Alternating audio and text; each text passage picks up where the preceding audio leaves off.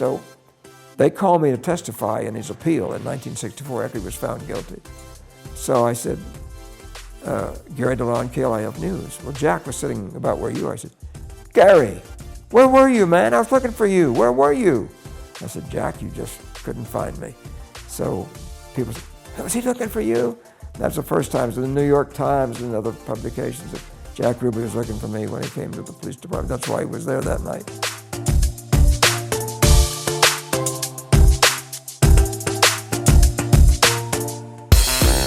For me, I'm more of like the front end of it.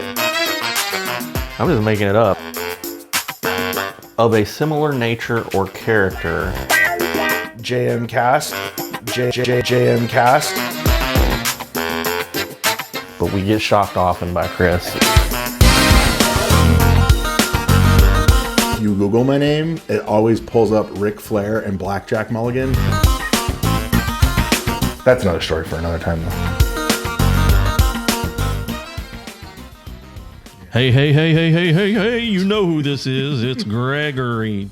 What? Why did I say Gregory? That's just weird. Okay, I can't do that. Greg T. Johnson.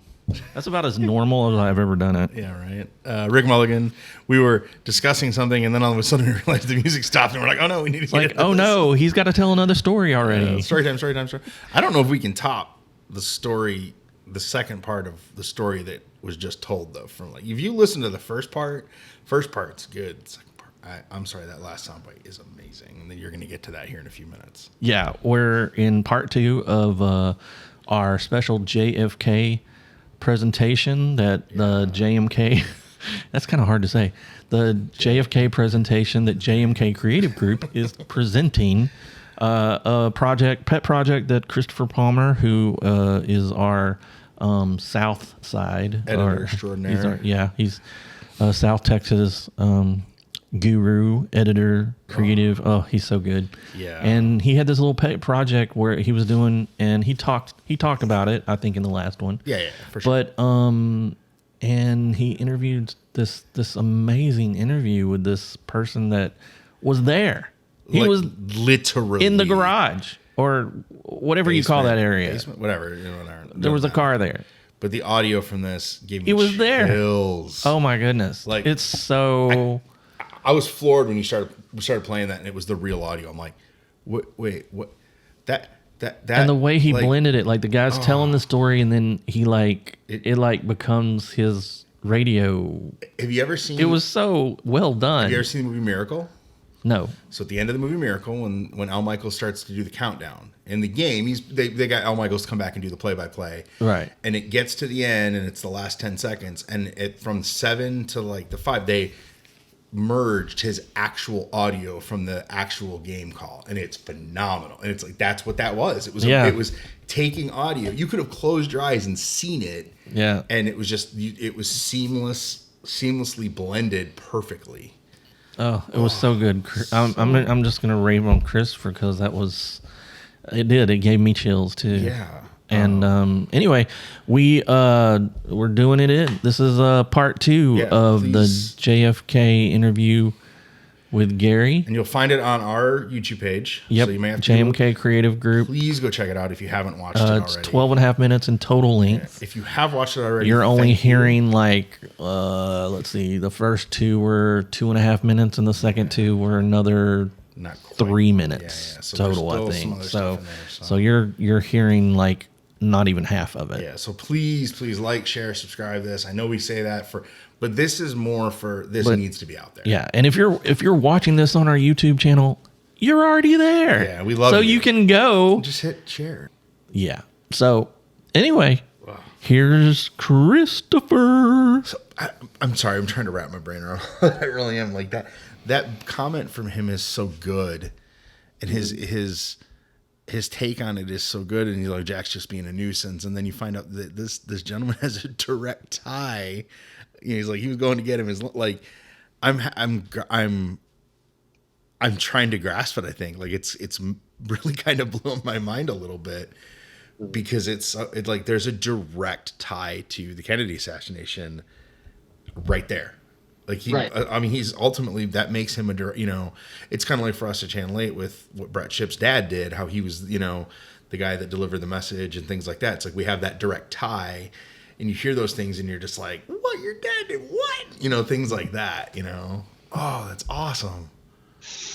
Yeah. So in this next clip, it's great. I love this one because, sometimes in life you just get hunches that you need to do a certain thing, you need to be at a certain place.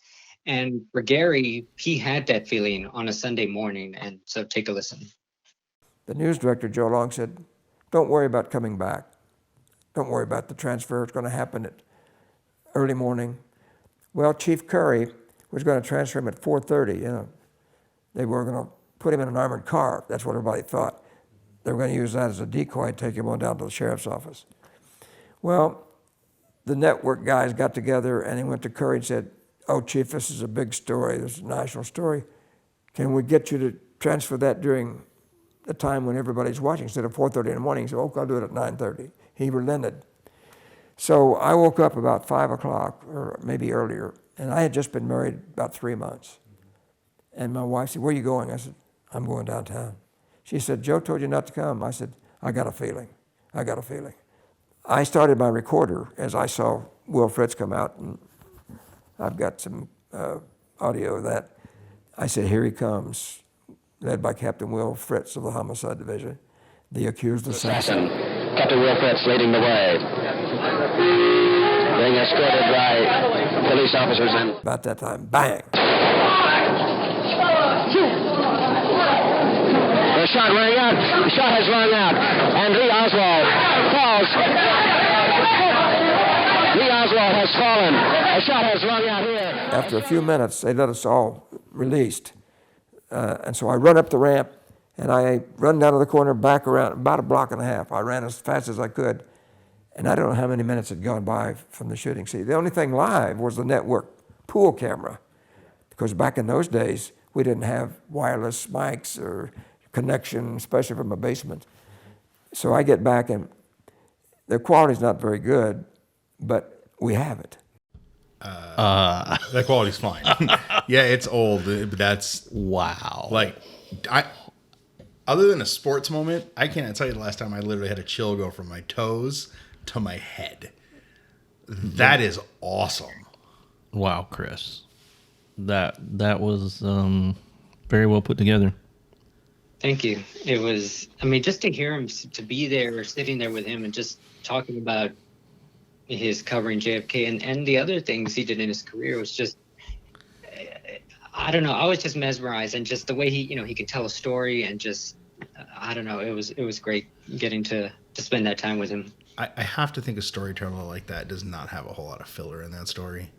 Like when he tells you that story, there's no, and the sun came up and it was a blah, and it's like he's giving you all of the stuff that matters. Yeah. There's no, as Bruce Willis used to call it, chuffa in the movie. There's no chuffa. It's very much the details, and that dude, that just to be able to play that piece of, that's biggest piece, one of the biggest pieces of American history to be recorded ever. Yeah. Right.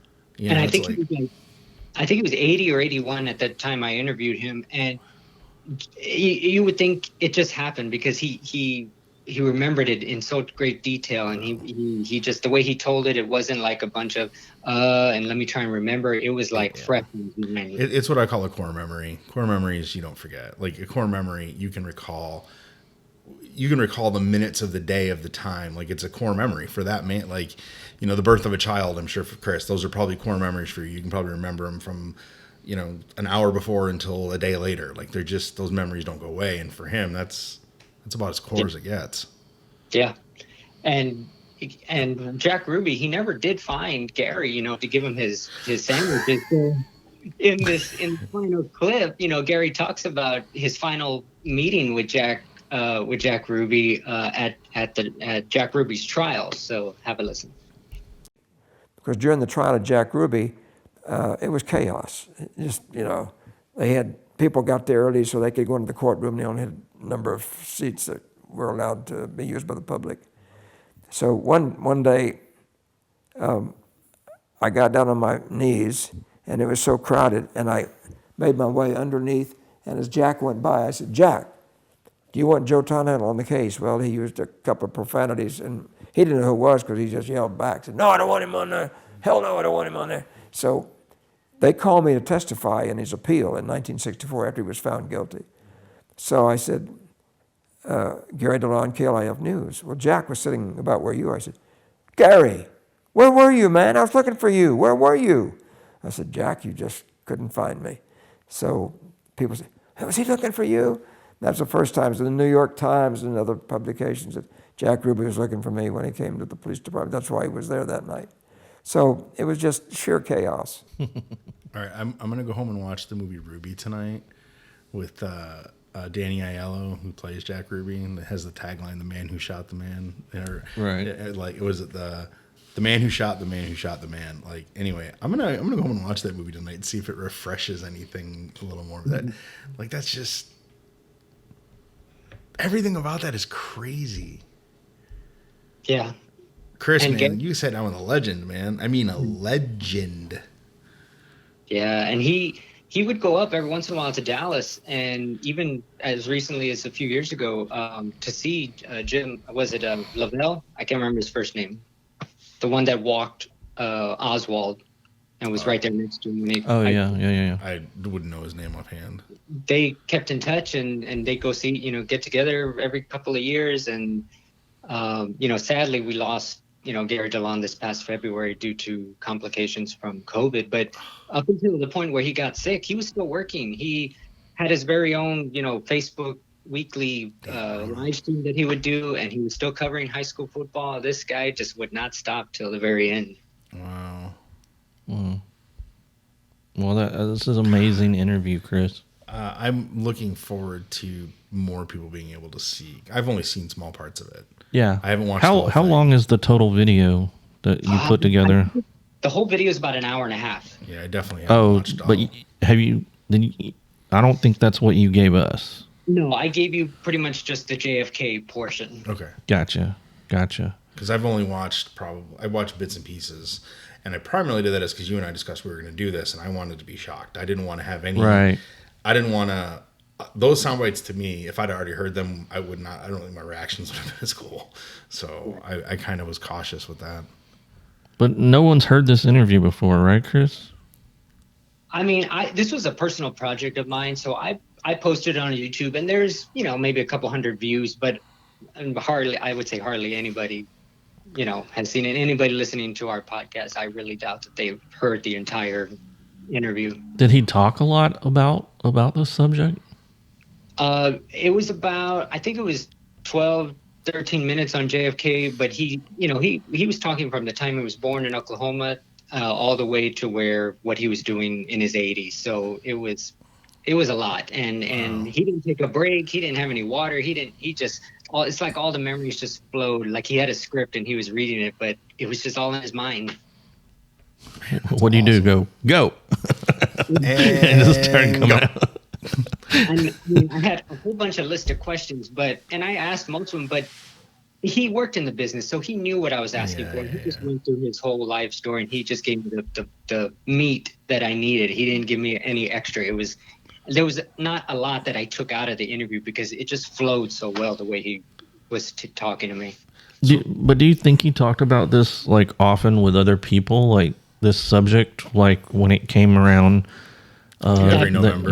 Every November. Do you think he talked often on it? Because I've never heard this sound ever. I wouldn't say every single year, but I know I've seen on local stations in San Antonio every once in a while during November they would talk to Gary Delaune and just get his take on what happened during that time in November. So I think that kept it more fresh on his mind too. Maybe different stations from around the country contacted him once in a while just to interview him. Yeah. So he was actually awesome. There inside the... That's just... The thought of being somewhere when the world changed, and that 4 days the world changed. Yeah. But like to be in the room when, essentially, Oswald gets convicted, essentially, Ruby convicts him. It's like the loss of a full trial and things like that. It's so awesome. But man, his sound bites are so good. Yeah. And then to have the media to go with it. Oh, it's so awesome. Yeah, I guess I didn't ask him, but I assume he got copies, and kept it. I'm so glad he did, because that I would have lost forever. I would have to sit there and be like, all right, it was a big deal. I would want copies. I think I'm gonna save this. Yeah, for a rainy day. And the fact that it didn't degrade, is that the word I want to use? Yeah, degrade. Didn't degrade to a point of unusability is pretty awesome. Yeah, and he had a lot of tapes from other broadcasts that he did with the Spurs or other stuff around the state, and I said, hey, let me take some of your tapes. I can digitize them, and I was able to do some, but then just we get busy doing other things, and now he's passed away, and hopefully those tapes can go somewhere and get preserved. Yeah, you didn't just keep them. No, I digitized them for him. I gave him back the tapes. I have digital copies of yeah. No, I was just messing with you. Yeah. Oh, that's still, man. That's wow. That's a good treasure, man. That's a different. So the YouTube version that we're gonna put up, Palmer, about all this is approximately how long? I think it's like 12 and a half minutes. About 12 and a half minutes of him just telling the story of what went down. Right. That's awesome. From when he first heard about shots being fired until, Oswald's gone. So, yeah. Wow. Dealey Plaza is such an interesting place to me. Like, every time I go over there, it's always like you can almost just, it's so easy to close your eyes and look at the history that you've seen and imagine all of that happening, and then it's like you try to kind of stand there and look around and like, all right, where'd the shot come from? Like, you kind of play that game a little bit in your head. And then there's the guys that are trying to get you to buy papers or give you papers for $1 so they can explain their theories. But it's always so interesting to me. You all live in Dallas. So, for me, it was different when I went to Dallas about 20 years ago, and I wanted to go to Dealey Plaza, and I just wanted to see it, and it's just, I don't know, it was just a strange feeling being in that spot, where it happened. And maybe since you all live there, you've been there so many times, but me, just that one time, it stuck with me. And of course, they have the X's actually on the street, like painted. The first place anytime someone comes to visit, I've gone 5 times, and it's the first thing anybody wants to see. They're like, hey, where did Kennedy get shot? First thing. It's like, I'll drive you on the route. I've driven it more than once. Right down the street from where I work. Take a left. Yeah. And then I think, me being from, San Antonio, he was in San Antonio. Kennedy was, just the day before he went to Dallas. And what, I've thought many times, well, what if it had happened in San Antonio? How would, would have not been a success for the people trying to assassinate him? Would it have been more difficult? It happened the way it happened. Would it have been different if he flew into DFW airport as opposed to being at Love Airport? Well, didn't he go to Houston that same day? Yeah, he was coming from Houston. But in the flight, like, something changed. I remember, I don't know, I'm not a historical buff, but like something changed was the reason they went to Love as opposed to DFW. I want to say it was because they were running late. But I could be wrong. I'm not the history buff. I'm not claiming to know. He had to show up at a venue to speak. Yeah, like some kind of lunch. It was I want to say a fundraiser type of situation. It probably was. They still did that back then. They do it now differently, but yeah. Wow, man, that's just Chris. That's an awesome interview, dude. That's to be able to sit down with somebody like that. It's right. It felt, I don't know, I felt inadequate. Here I am with this legend, and now I'm here interviewing him. Just for your little pet project. I know that. But he was accommodating. He was like, it didn't matter if I was doing it for CBS News in New York or just my own personal project. He was a great guy. Wow. Sounds like it. Well, we look forward to helping you share the story at the end of the month, and I'm looking forward. I'm hoping everybody that listens to this watches that. yeah, And if yeah. you don't listen to all of this, I hope you watch that. Yeah, and it'll be on our YouTube channel, Yeah. the JMK Creative Group. And we'll do our best to share it out to this is gonna be shared like crazy because I really want people to, you got it. I mean, an audience, if you're still listening to the podcast now at this point, I hope you are. The interview is gonna blow your mind. It's so good to be able to hear and see those visuals and stuff. It's awesome. Right. Thanks, guys, for sharing it. Well, Yeah, dude. thank you, for Chris, for work. doing it and sharing it with us. Thanks for letting us share it. Yeah. I mean, We're just pushing it out in the world, man. You did all the hard stuff. yeah, you did it, and we're now your platform. Yeah. So, welcome aboard. Let's do something, get it out of the Let's get way, it out of the way so so we we can can do all the chit chatting. Okay. All right, here we go. Word of the day. Word of the day. Word of the day. Word of the day. I like it.